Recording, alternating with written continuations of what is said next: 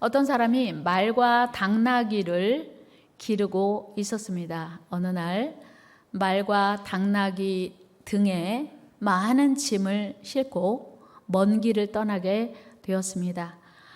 아침 일찍 시작해서 출발해서 밤 늦게까지 걸어서 여러 날 먼 길을 여행하는 길이었습니다.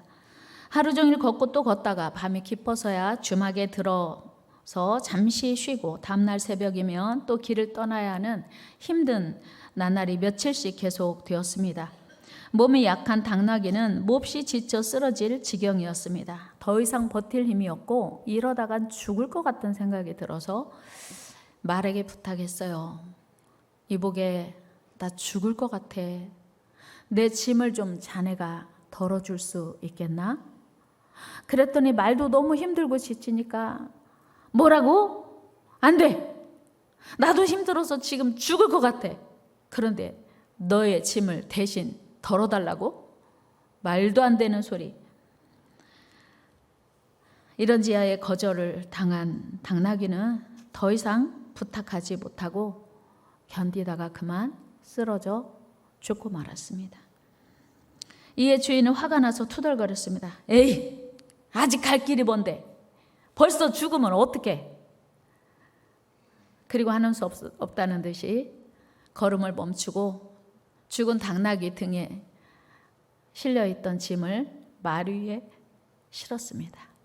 그리고 죽은 당나귀까지 말의 등에 실었습니다. 그때 말이 어떤 생각 했겠습니까? 그럴 줄 알았더라면 어떻게 할 걸? 도와줄 걸. 당나귀 등에 있는 짐을 조금만 덜어주라고 했는데 그때 조금만 덜어줄 걸. 조금만 도와줬어도 내가 이렇게까지 고생하지는 않았을 텐데. 이솝 우화에 나오는 이야기입니다. 그렇습니다. 우리는 다른 사람에게 뭔가 사랑을 베풀고 선을 베푸는 일은 그를 위한 일이라고 생각해요. 너를 위한 일이라고 생각해요. 그래서 우리는 쉽게 다른 사람을 돕지 못합니다. 그러나 사실은 다른 사람을 돕는 일이 나를 위한 일이라고 하는 것을 하나님은 우리에게 가르쳐 주십니다. 오늘은 성령의 6번째 열매인 양선입니다. 양선은 원문의 표현을 보면 명사로 표현할 때 선함 등의 의미를 지닙니다. 이는 그 성품이나 자질만이 아니라 도덕적으로 윤리적으로 탁월한 선한 행실과 직결되는 표현입니다. 즉 양선이란 선한 의도뿐만 아니라 선의와 관련된 모든 행동까지를 포괄합니다. 이를 감안할 때 양선은 지난주에 살펴본 자비와 매우 유사한 표현일 수 있습니다. 그러나 양선은 그보다 훨씬 더 넓은 의미를 지니고 있습니다. 이를테면 자비는 단지 도와주고 돌봐주고 어려움에 처한 이를 위로해 주는 것이라면 양선은 이를 포괄할 뿐만 아니라 악한 일을 견책하고 교정하고 선을 행하도록 훈련하는 일까지를 포함합니다. 우리 하나님께서는 일찍이 이스라엘 백성들에게 이웃을 사랑하라, 이웃을 섬겨라 가르쳐 주셨습니다. 우리 레위기 19장 말씀 읽습니다. 9절 10절 시작. 너희가 너희의 땅에서 곡식을 거둘 때에 너는 밭 모퉁이까지 다 거두지 말고 내 떨어진 이삭도 줍지 말며 내 포도원의 열매를 다 따지 말며 내 포도원에 떨어진 열매도 줍지 말고 가난한 사람과 거류민을 위하여 버려두라.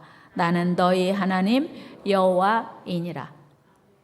밭 모퉁이를 다 베지 않으면 이삭이 떨어진 거를 주어도 사실 상당한 수익이 되죠. 그런데 일부러 남겨두래요. 포도나무의 열매를 다 따지 말고 남겨두래요.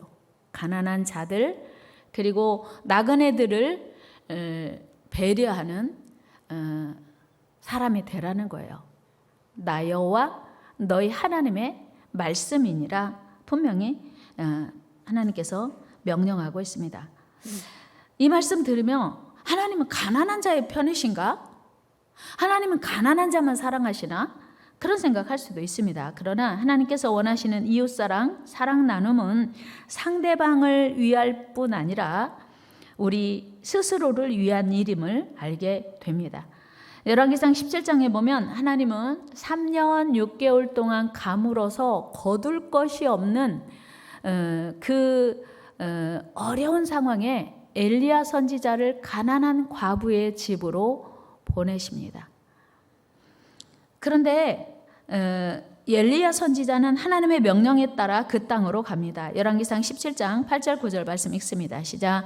여호와의 말씀이 엘리야에게 임하여 이르시되 너는 일어나 시돈에 속한 사르밧으로 가서 거기 머물라. 내가 그곳 과부에게 명령하여 네게 음식을 주게 하였느니라. 아멘. 여러분, 지금 3년 6개월 동안 가물어서 곡식을 수확할 수 없습니다. 이미 수확한 곡식으로 이제 근근히 끼니를 때우고 있습니다. 엘리야 선지자를 보내려면 사실은 부잣집으로 보내야 돼요. 그런데 하나님은 가난한 과부 집에 엘리야 선지자를 보냅니다. 엘리야 선지자는 하나님 말씀에 순종하여 가난한 과부 집에 찾아갑니다. 마침 그 과부가 밖에서 나뭇가지를 줍고 있습니다. 그 가난한 과부에게 이제 먹을 것을 달라고 이야기해요. 우리 12절 말씀 같이 읽습니다. 시작. 그가 이르되 당신의 하나님 여호와께서 살아계심을 두고 맹세하노니 나는 떡이 없고 다만 통에 가루 한 움큼과 병에 기름 조금뿐이라. 내가 나뭇가지 둘을 주어다가 내가 나와 내 아들을 위하여 음식을 만들어 먹고 그 후에는 죽으리라. 아멘. 음식이요? 없어요. 지금 통에 가루 조금, 병에 기름 조금 있는데 그 통에 조금 남은 가루로 그 기름으로 반죽을 해서 이 나뭇가지 주워다가 마지막 양식 먹고 죽으려고 해요. 나눌 양식 없습니다. 거절합니다. 그런데 엘리야 선지자가 하나님 말씀 들었잖아요. 그러니까 맞아. 그 마지막 양식을 먼저 나에게 가지고 오세요. 그러면 하나님이 그 후에 양식이 떨어지지 않도록 주신다고 약속하셨어요. 이렇게 엘리야가 이야기합니다. 우리 13절 말씀 같이 읽어요. 시작. 엘리야가 그에게 이르되 두려워하지 말고 가서 네 말대로 하려니와 먼저 그것으로 나를 위하여 작은 떡 한 개를 만들어 내게로 가져오고 그 후에 너와 내 아들을 위하여 만들라. 아멘. 먼저 만들고 나중 만들 게 없어요. 통에 가루 조금, 병에 기름 조금 있는데 그것으로 무슨 먼저 만들고 나중 만들 게 있어요. 그런데 하나님의 명령이니 이렇게 다시 반복하여 이야기합니다. 14절 말씀 읽겠습니다. 이스라엘의 하나님 여호와의 말씀이 나 여호와가 비를 지면에 내리는 날까지 그 통의 가루가 떨어지지 아니하고 그 병의 기름이 없어지지 아니하리라 하셨느니라. 아멘. 하나님이 말씀하신 걸 그대로 전합니다. 이게 사실은 쉽지 않아요. 여러분, 마지막 먹고 죽으려는 양식을 나에게 가져오라고 하는 엘리야의 부탁이 쉬웠겠어요? 먹고 죽으려고 한다고 하는데 그거 나에게 가져오라고는 결코 쉬운 부탁 아닙니다. 그리고 누가 들어도 이 부탁은 거절할 수밖에 없는 부탁이에요. 안 돼요. 나와 내 아들이 마지막 먹고 죽을 양식이에요. 그것도 배부른 거 아니고 아주 조금이에요. 근데 나눠줄 게 어디 있어요? 못하죠. 이렇게 아마 여기 계신 분들 대부분 그렇게 표현하지 않을까요? 그런데 이 시돈 땅에 사는 사르밧 과부는 기꺼이 엘리야의 명령에 순종합니다. 우리 같이 읽어요. 15절 시작. 그가 가서 엘리야의 말대로 하였더니. 아멘. 복받을 사람은요 어디가 달라도 달라요. 이게 엘리야 선지자의 말이 아니고 하나님의 말씀으로 받은 거예요. 같이 해요. 복받을 사람은 뭔가 다르다. 이 여인이요 어떻게 아들 먹일 거를 선지자를 줍니까? 근데 그렇게 했어요. 여러분 신기하고 놀랍게도 그 이후로 그 가정의 양식은 계속 공급됐어요. 하나님의 말씀대로. 16절 말씀 읽어요. 시작. 여호와께서 엘리야를 통하여 하신 말씀 같이 통에 가루가 떨어지지 아니하고 병에 기름이 없어지지 아니하니라. 아멘. 하나님이 누구예요? 하나님은 전능하신 분입니다. 하나님이 누구예요? 위대하신 분이에요. 말씀 한마디로 천지를 창조하신 분. 그 하나님의 약속이거든요.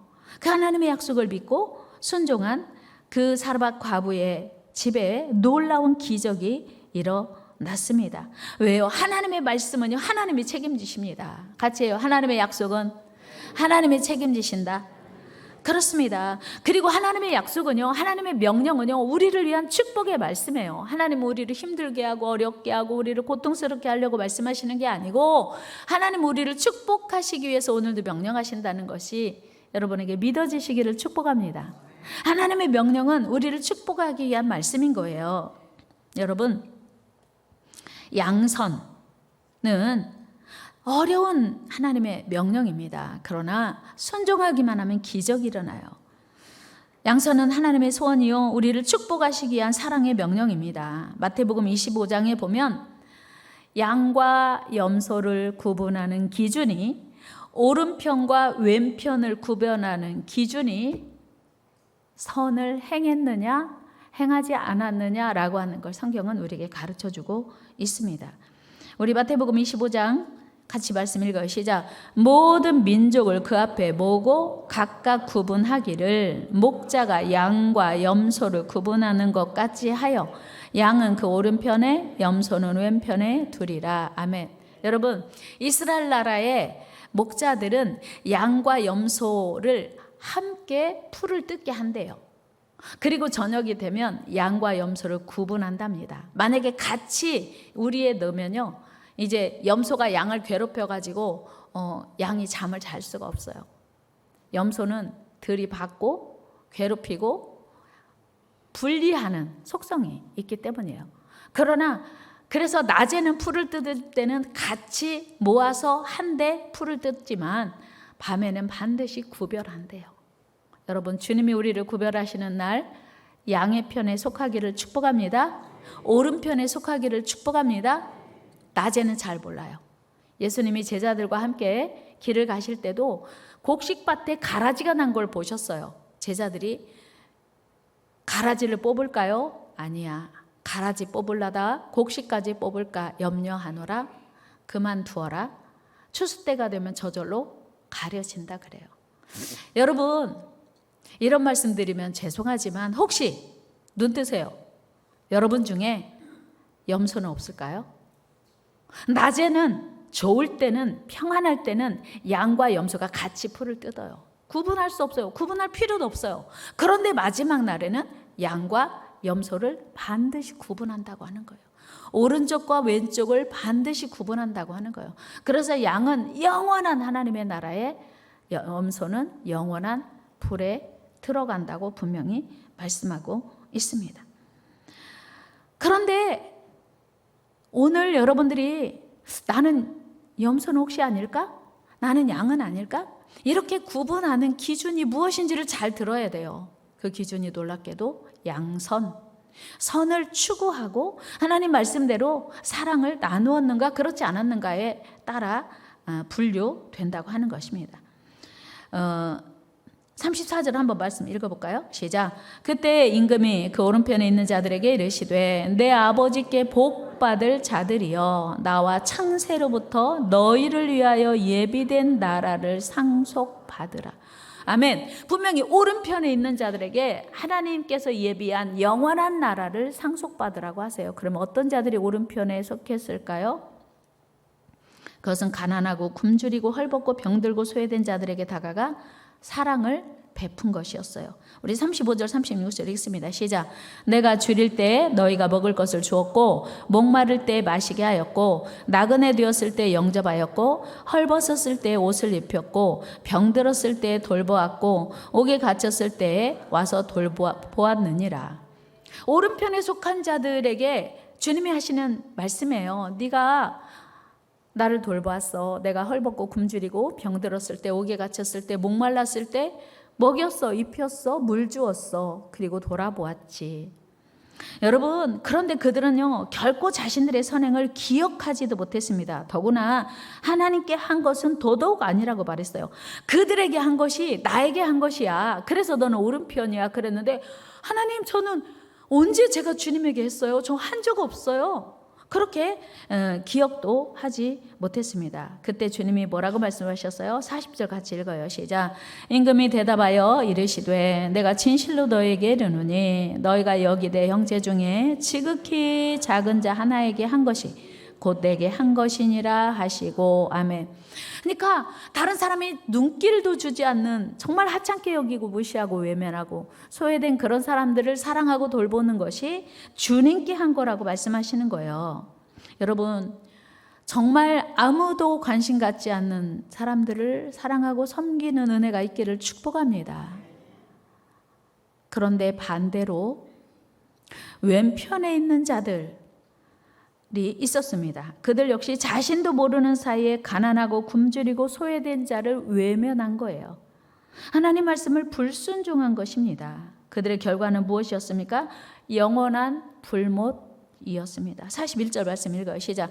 또 왼편에 있는 자들에게 이르시되 저주를 받은 자들아 나를 떠나 마귀와 그 사자들을 위하여 예비된 영원한 불에 들어가라. 왼편에 있는 자들도 영문을 몰랐어요. 왜요? 왜 우리가 왼편이에요? 왜 영원한 불에 들어가야 돼요? 그때 예수님께서 말씀하셨어요. 42절 43절입니다. 시작. 내가 줄일 때 너희가 먹을 것을 주지 아니하였고 목마를 때 마시게 하지 아니하였고 나그네 되었을 때 영접하지 아니하였고 헐벗었을 때 옷 입히지 아니하였고 병들었을 때와 옥에 갇혔을 때 돌보지 아니하였느니라 하시니. 그러니까 주님께 한 게 아니고 가난하고 헐벗고 굶주리고 소외된 자들, 옥에 갇힌 자들을 돌보지 않는 것이 영원한 불에 들어가는 기준이었다고 하는 거예요. 그럴 때 이 사람들이 뭐라고 했어요? 언제 주님이 우리에게 오셨으며 언제 우리가 주님을 박대했습니까? 우리 한 적 없습니다. 똑같이 여기 있는데 형제 중에 지극히 작은 자에게 하지 않는 것이 내게 하지 아니한 거다. 이렇게 말씀하시면서 그들은 영벌에 처하게 되었다는 것입니다. 46절 말씀 읽어요. 시작. 그들은 영벌에, 의인들은 영생에 들어가리라 하시니라. 아멘. 보세요.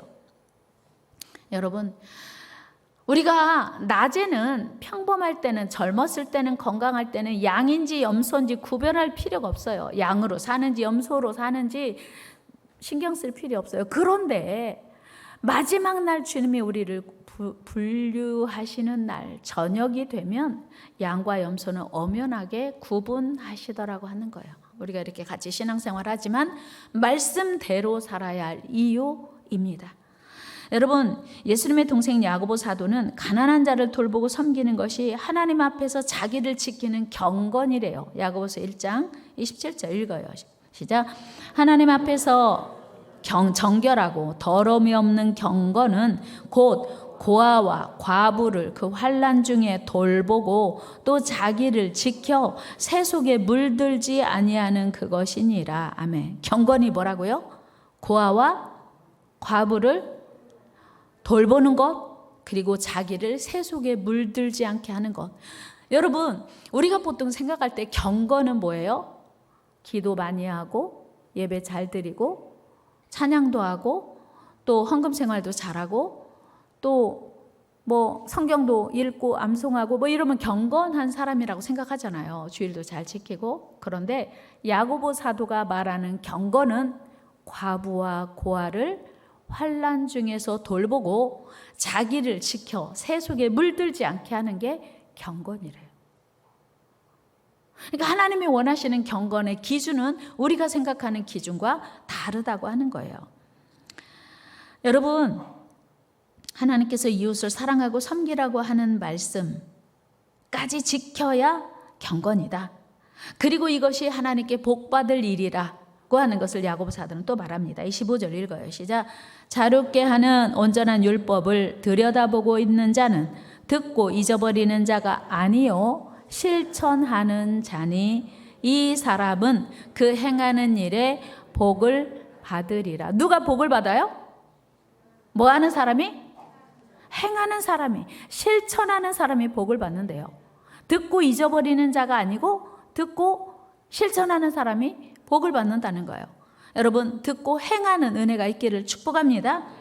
여러분은 오늘 우리에게 주시는 말씀인 양선을 얼마나 지키고 있습니까? 얼마나 순종하고 있습니까?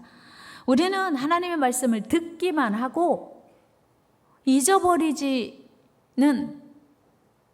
않는데 행하지는 않고 있지는 않습니까?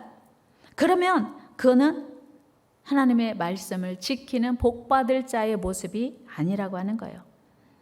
하나님은 우리가 하나님의 말씀을 듣고 알기만 하는 것이 아니라 지켜 행할 때 하나님의 은혜와 축복을 주신다고 약속하십니다. 여러분, 우리 모두 하나님 말씀대로 선을 추구하는 은혜가 있기를 축복합니다. 우리는 보통 우리 사랑합시다, 나눕시다 그러면요, 나도 부족한데요, 나 쓰기도 부족해요, 나 쓰기도 모자라요, 오늘 어떻게 나눠요, 이렇게 이야기를 해요. 그러나 하나님은 우리의 형편과 상관없이 나누라고 명령하세요. 왜요? 하나님 우리를 사랑하셔서, 하나님 우리를 축복하시려고, 하나님이 우리를 책임지시기 위해서 명령을 하시는 거예요. 룻기서에 보면요, 보아스라고 하는 사람이 나와요. 보아스는요, 그 지역에서 유력한 사람이었고요, 부족함이 없는 사람이었어요.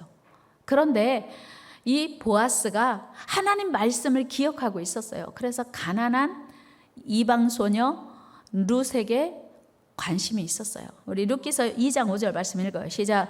보아스가 베는 자들을 거드린 사헌에게 이르되 이는 누구의 소녀냐 하니.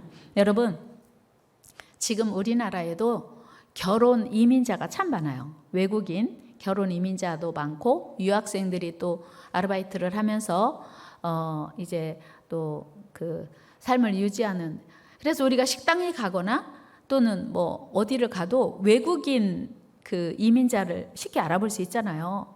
우리나라 사람인가 아닌가 이거를 잘 분별하지 못하는 거 아니죠. 보아스도 지금 모압 여인 룻을 한눈에 알아봤어요. 얘 누구야? 이삭 죽고 있는 그 룻을 무심코 지나가도 돼요. 그런데 도대체 얘가 누구냐 관심 갖고 지켜본 거예요. 그랬더니 이렇게 말하고 있는 거예요. 한 8절 9절 같이 읽어요. 시작.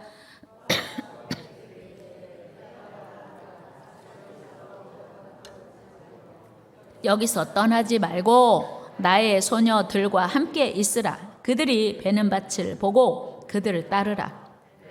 소년들에게 명령하여 너를 건드리지 말라 하였느니라. 목이 마르거든 그릇에 가서 소년들이 길어온 것을 마실지니라 하는지라. 아멘.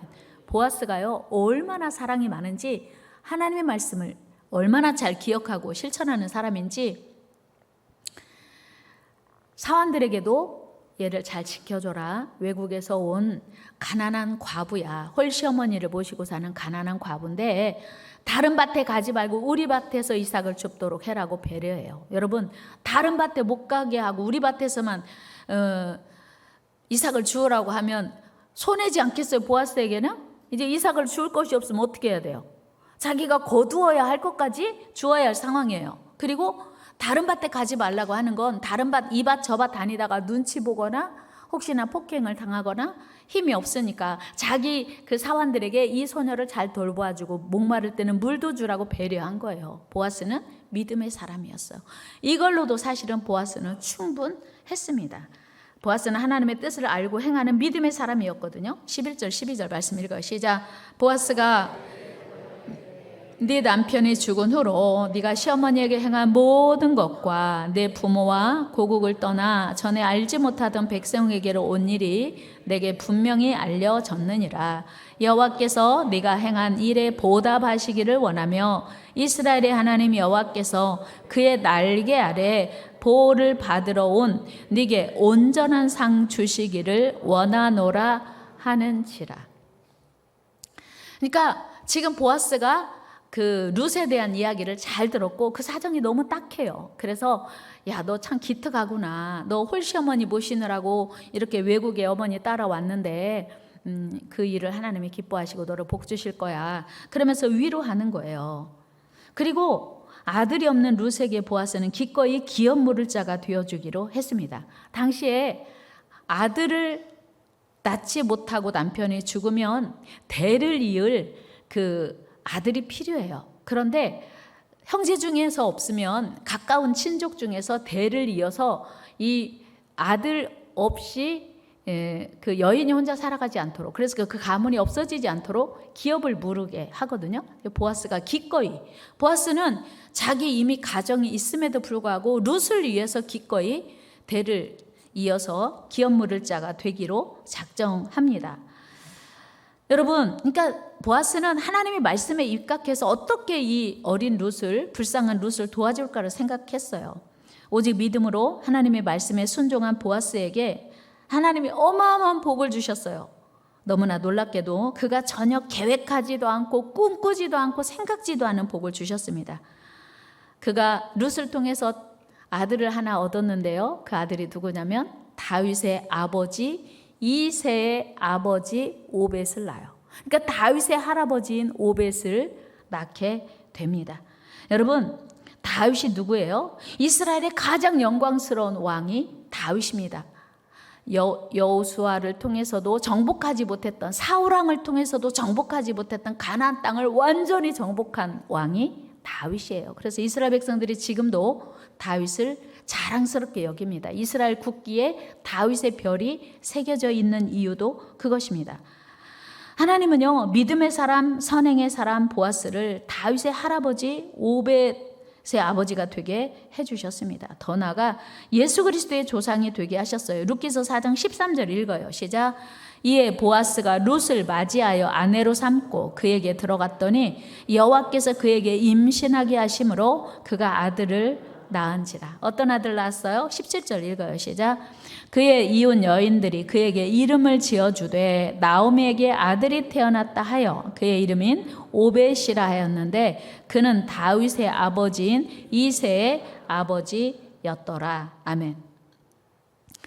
가문이 바뀐 거예요. 보아스가 만약에 룻을 이렇게 배려하고 사랑하지 않았더라면 보아스는 이름도 없는 사람으로 인생을 끝냈을 거예요. 그런데 룻을 사랑하고 돌보고 배려했더니 영광의 가문으로, 축복의 가문으로 이제 이름을 올리게 된 것입니다. 여러분, 이 얼마나 놀라운 축복입니까? 그렇습니다. 선행은요, 이웃을 위한 일이라고 생각하는데 우리를 위한 일이라는 거예요. 같이 해요. 선행은, 양선은 이웃을 위한 일이 아니라 나를 위한 일이요, 우리 모두를 위한 일이다. 그렇습니다. 우리 모두를 위한 일이에요. 아니, 나 자신을 위한 일입니다. 작은 선행도 결국은 나를 위한 일이에요. 그래서 전도서 11장 1절에 보면 너는 물 위에 떡을 던지라. 여러 날 후에 도로 그것을 건지리니. 여러분, 흘러가는 물 위에 떡을 던지면 어떻게 내가 그걸 다시 건지겠어요? 그런데 그것이 떠내려 가다가 누군가에게 힘이 되어 그 사람이 결국은 나를 또 도울 수 있는 그런 선순환이 된다고 하는 것입니다. 여러분, 이것이 우리를 축복하기 위한 하나님의 방법이라는 거예요. 그래서 우리는 이웃에게 부지런히 마음도 나누고 물질도 나눠야 돼요. 옆 사람에게 이야기해. 우리 부지런히 나눕시다. 부지런히 나눕시다.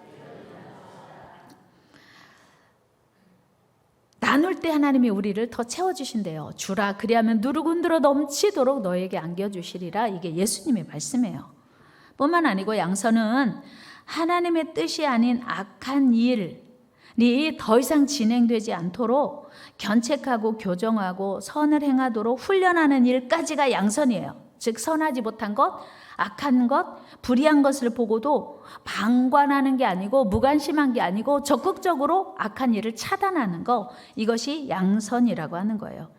실례로 우리 예수님은 성전에 가셨을 때 성전이 정화시킨 사건을 볼 수 있습니다. 당시 성전은 이제 어마어마한 장사하는 일, 그리고 돈 바꾸는 일이 성행하고 있었습니다.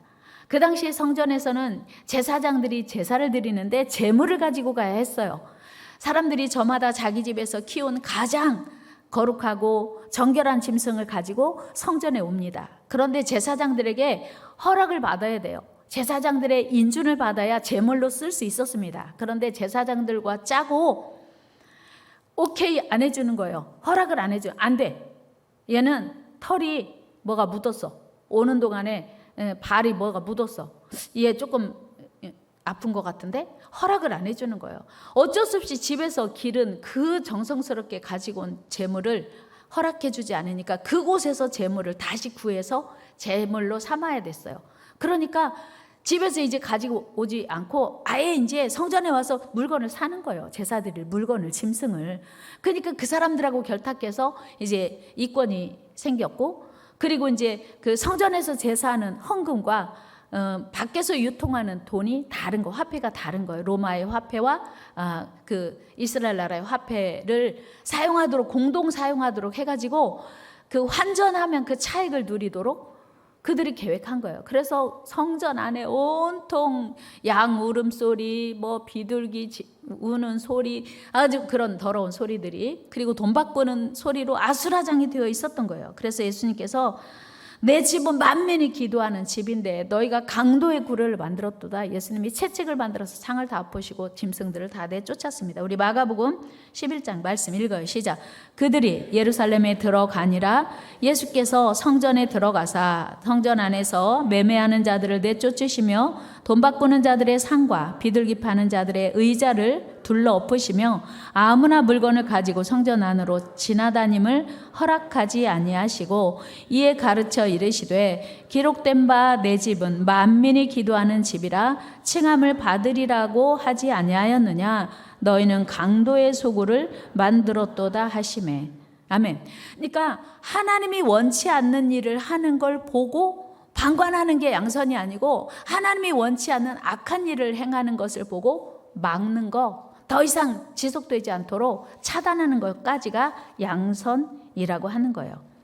우리 예수님이 그들의 모습을 용납하지 않으시고 제거하시려는 모습이 바로 양선이라는 것입니다. 여러분, 지금 우리 사회는 극단적인 개인주의로 가고 있습니다. 여러분, 혹시 앞집에 누가 사는지 아세요? 윗집에 누가 사는지, 아랫집에 누가 사는지 아세요? 윗집에 장례식이 있는지 결혼식이 있는지 정말 요즘 몰라요. 장례식도 다 밖에서 하고 결혼식도 밖에서 하니까 진짜 왕래가 잦지 않으면 모르고 살아가고 있습니다.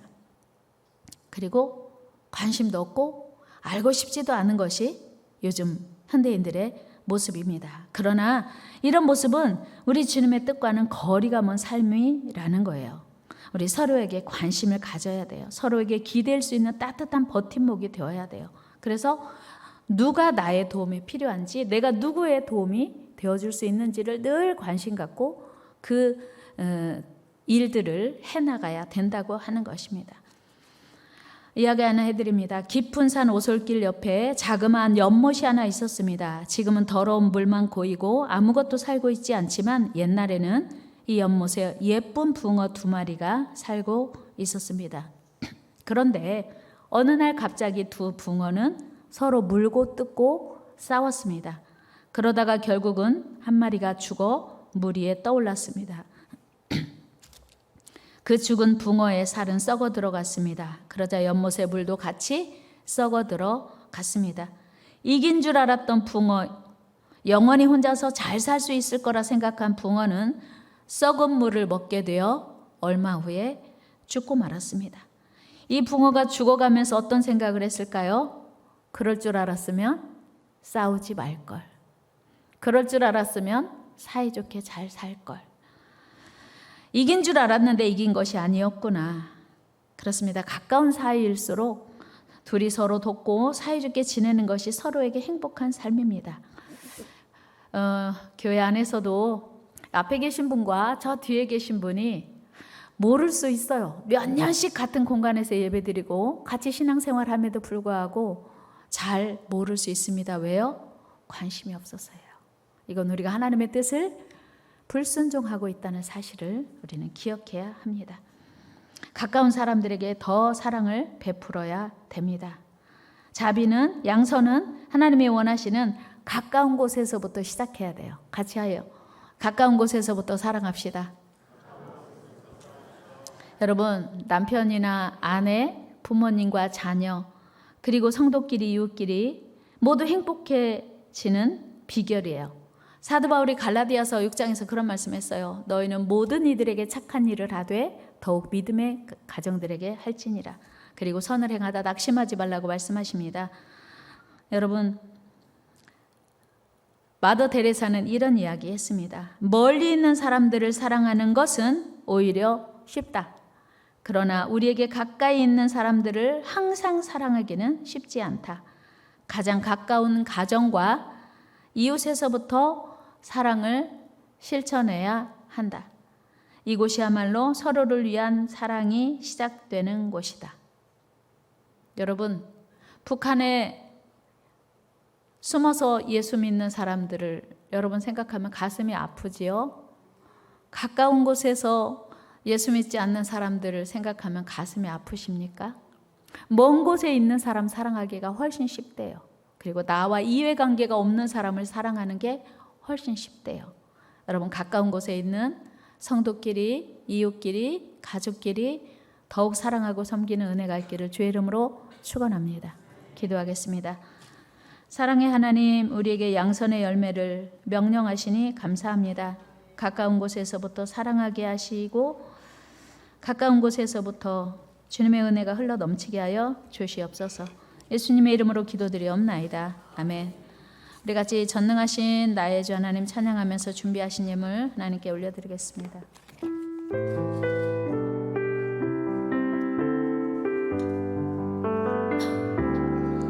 전능하신 나의 주 하나님은 능치 못하신